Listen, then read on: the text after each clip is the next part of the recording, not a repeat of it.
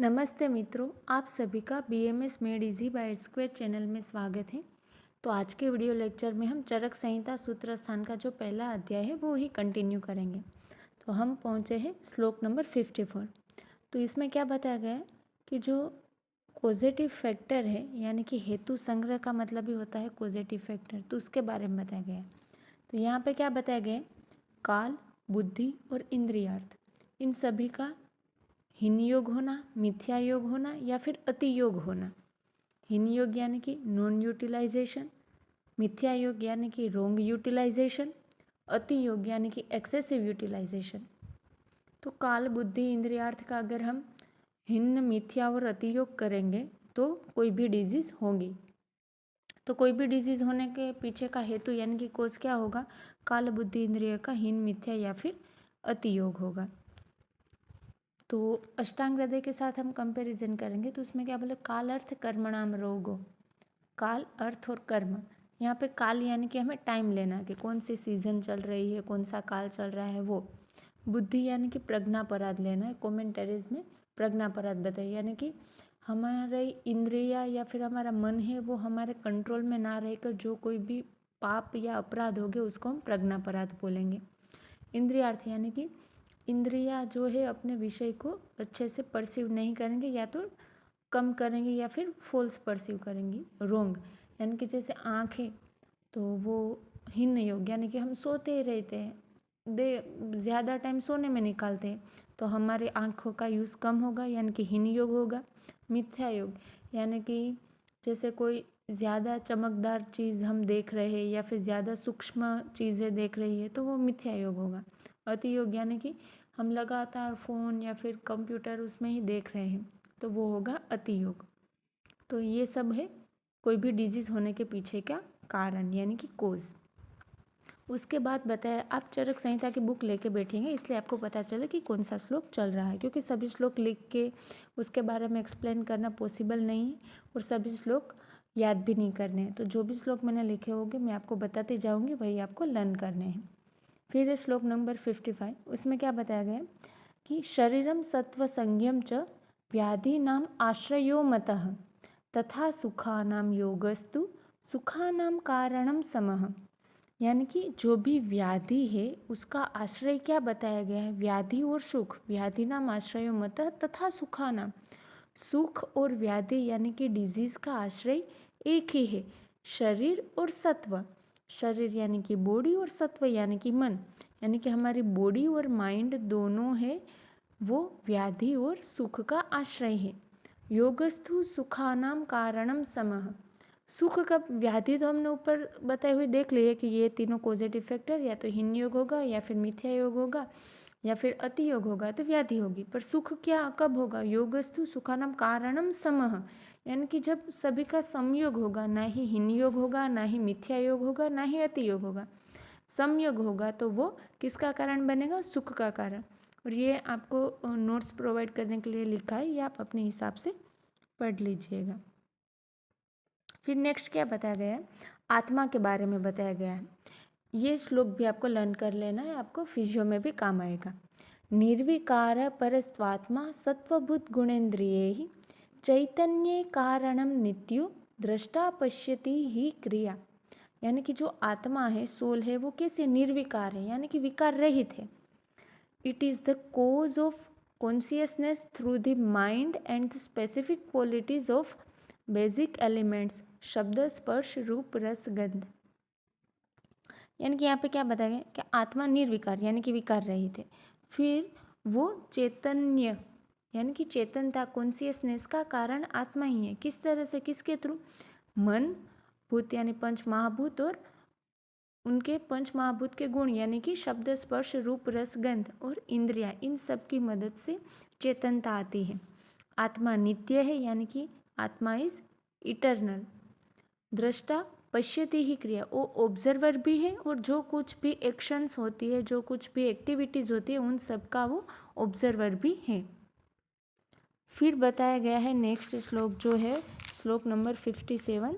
उसमें ये श्लोक अगर आप लर्न कर सके तो कर लेना है।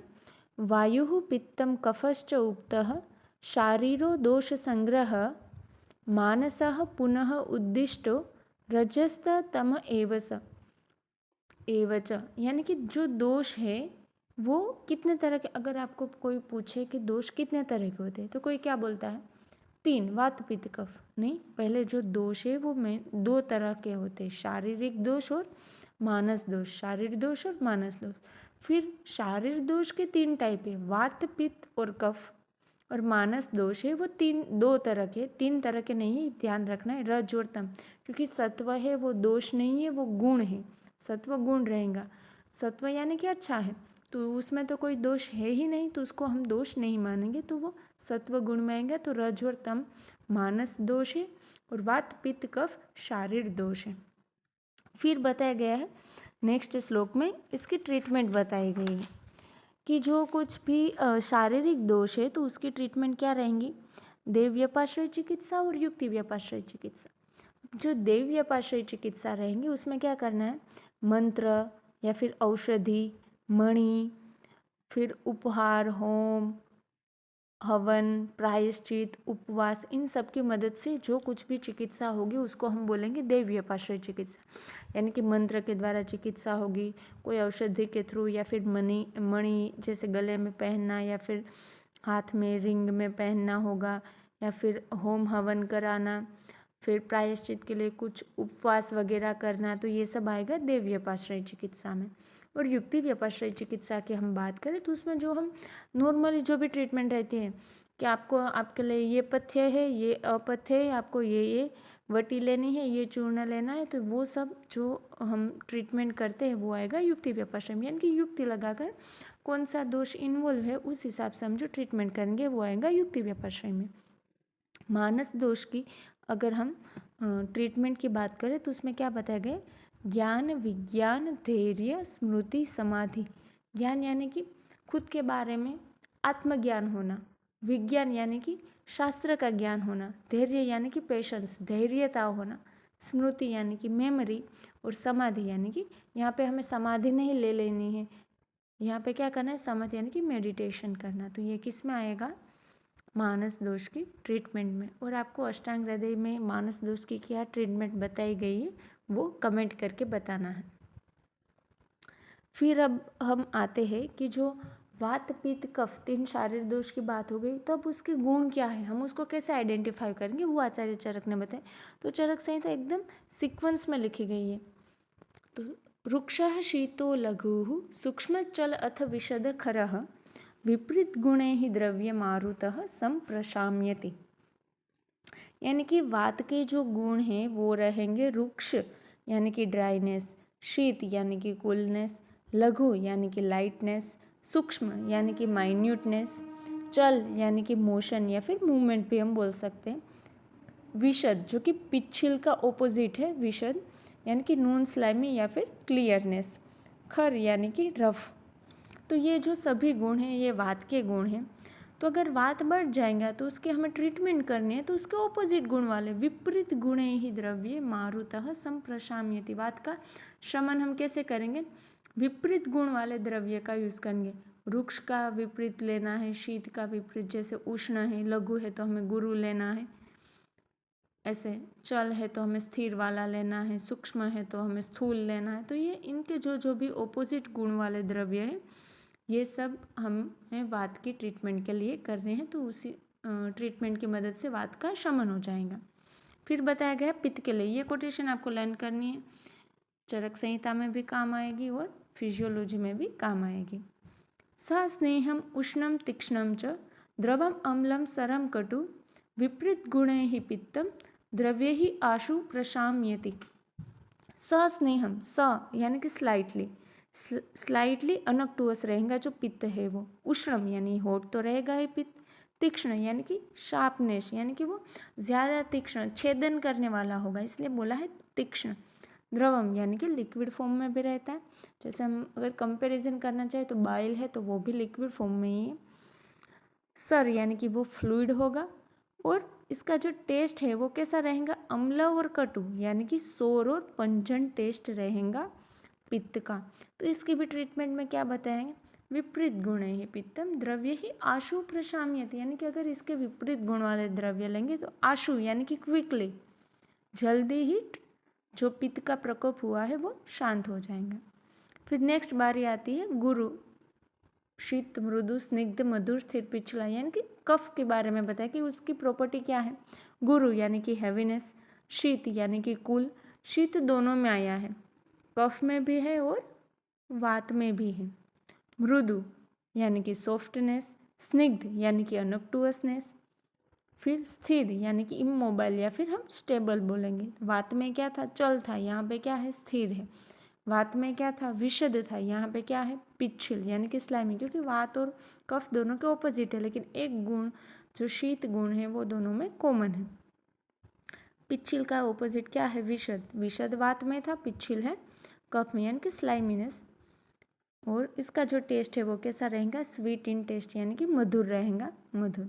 इसका भी सेम बताएगा कि श्लेष्मणः है यानी कि कफ, प्रशमम यान्ति विपरीत गुणे ही गुणा, यानी कि अगर आप विपरीत गुण वाले द्रव्य लेंगे तो कफ का भी शमन होगा। ये तीनों के तीनों कोटेशन आपको याद कर लेनी। फिर जो श्लोक नंबर 62 है उसमें क्या बताया गया है कि हमें नॉर्मली कोई भी ट्रीटमेंट है तो वो हमें किस हिसाब से करनी है। पहले हमने देखे कि शारीरिक दोष की ट्रीटमेंट कैसे करेंगे, मानसिक दोष की कैसे करेंगे। अब हम देखेंगे कि नॉर्मली हमें कोई भी ट्रीटमेंट है तो वो कैसे करनी है। तो इसका श्लोक कुछ इस तरह से, विपरीत गुणे ही देश मात्रा काल उपपादितेः भैषजैः निवर्तन्ते विकाराः साध्यसम्मताः साधनम न त्वसाध्यानम व्याधिनाम उपदिश्यन्ते। मतलब यहाँ पे हमें पहले क्या बताया गया है कि जो भी साध्य रोग है ना उसको ही हमें ठीक करना है, असाध्य रोग को हम ठीक नहीं, असाध्य यानी कि वो इनक्योरेबल है, यानी कि उसको हम ठीक नहीं कर सकते। No medicine is to be prescribed for incurable disease, incurable disease को हम ठीक नहीं कर सकते।